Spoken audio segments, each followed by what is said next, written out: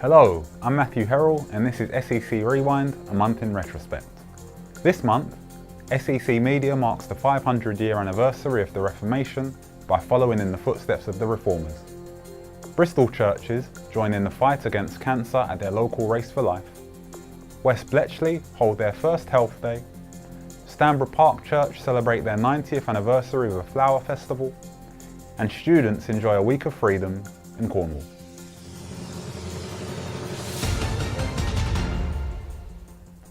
This year marks the 500-year anniversary of the start of the Reformation. Perhaps you've heard of the Reformation, but you don't really know what took place. SECmedia made it our mission to raise the profile of the Reformation. And so myself and the team went on a journey to follow in the footsteps of some of the Reformers. We travelled over land and sea, literally journeying day and night to visit some of the sites where the Reformers lived, worked, and preached the gospel of righteousness by faith. And we took the Sabbath Sofa along for the ride. The Reformation was a movement that began 500 years ago, when men of God like Martin Luther, John Huss and Jerome stood up to the Catholic Church to protest against the false doctrine of righteousness by works. This protest would grow into the formation of the Protestant Church.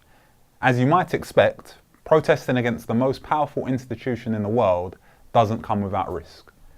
Taking a stand cost these men everything. Some of them even gave their lives to stand by their convictions. The first stop on our journey was Prague, the city where John Huss was based. John Huss is considered the first church reformer. Prague was also the home of Jerome, a student and follower of Huss.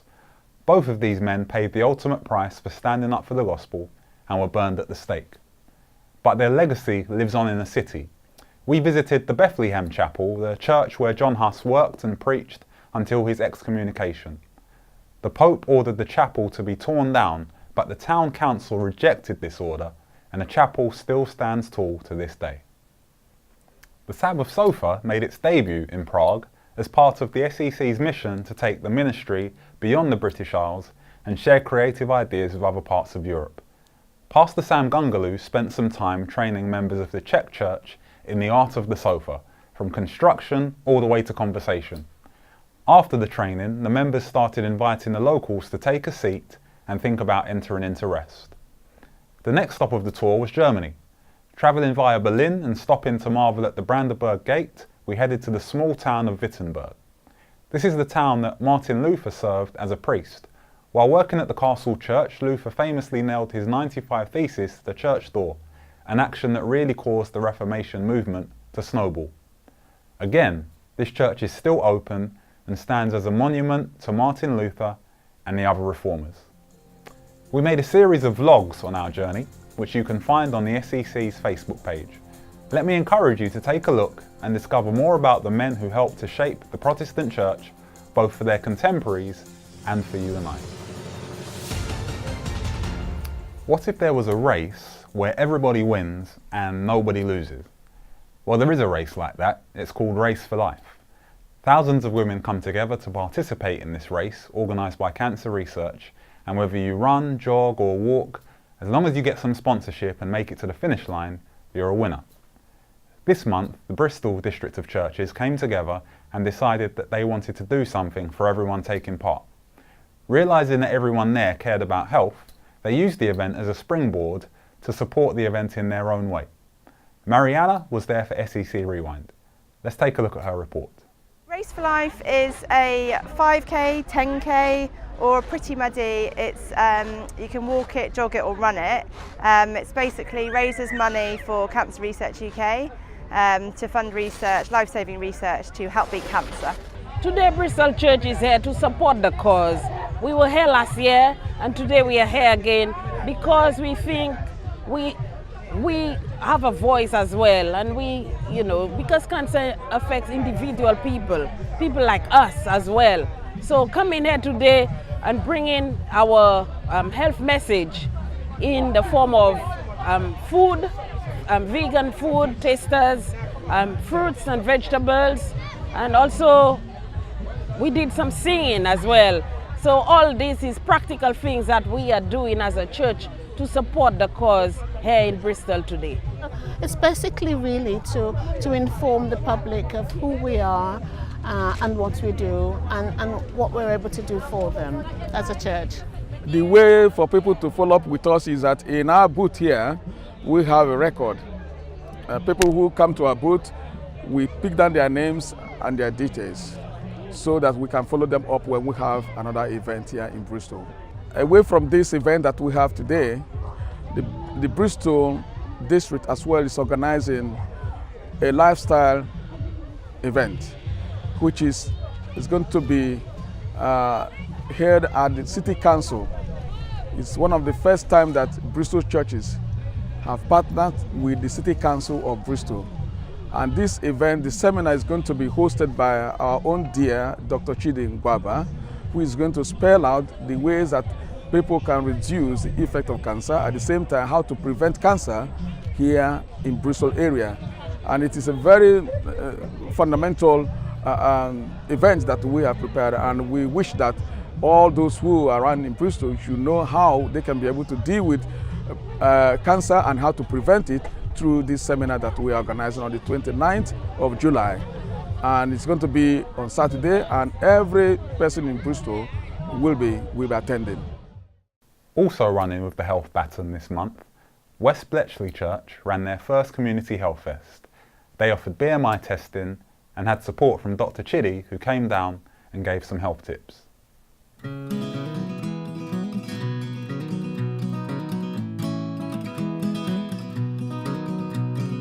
So the role of this event is we are a community center church, and our mission really is a service to the community around us.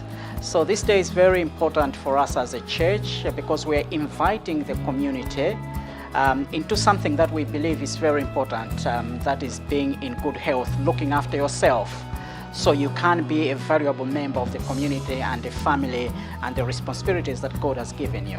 It is the first time, so it's been a learning experience for us to do something like this on our own. We planned a health expo where we invited the community. We advertised so that people can come and have some health checks, and also we invited some Dr. Chidi and a few other doctors, Dr. Mosha, and some people from the community to come and talk about health. We spoke in the morning about depression, anxiety and stress. I then went on to talk about how to lose weight and how to reverse type 2 diabetes. So it's as simple measures of eating less, exercising more and eating the right things.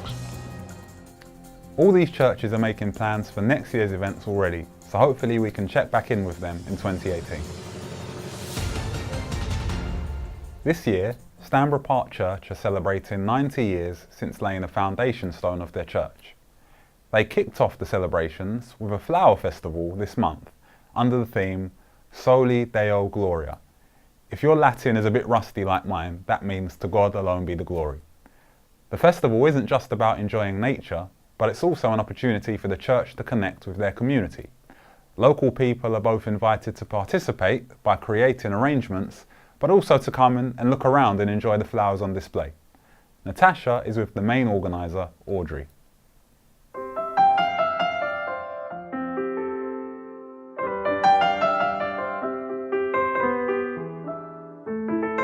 The purpose of the festival is to preach the gospel through flowers, really, because we found that people who would never normally come into the church are willing to come in and look at the flowers.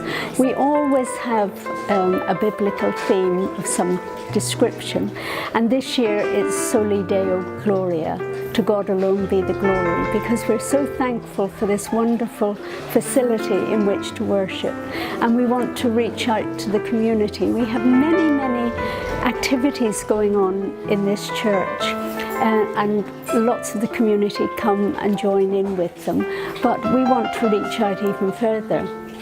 And each arrangement is about one of the activities that takes place in the church.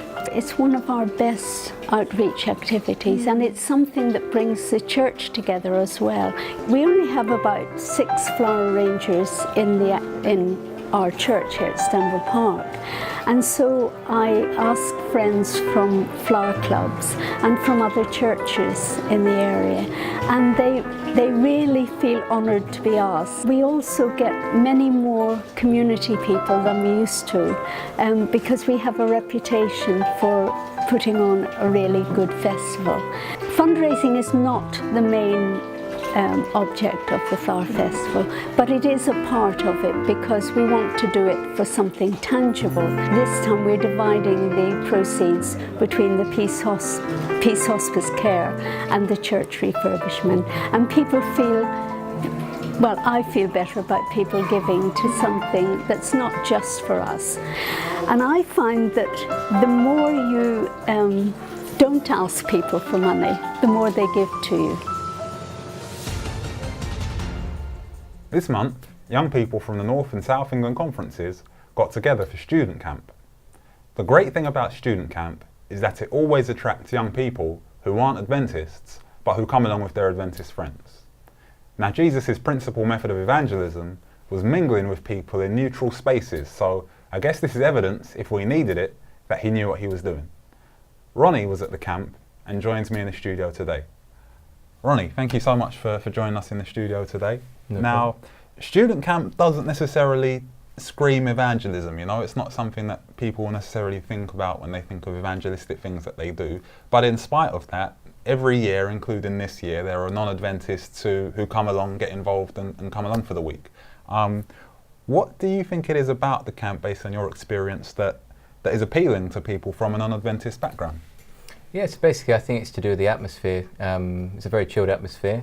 There's a lot of sort of neutral activities as well as the spiritual ones. So we've got like paintballing, cycling, and just the social element as well.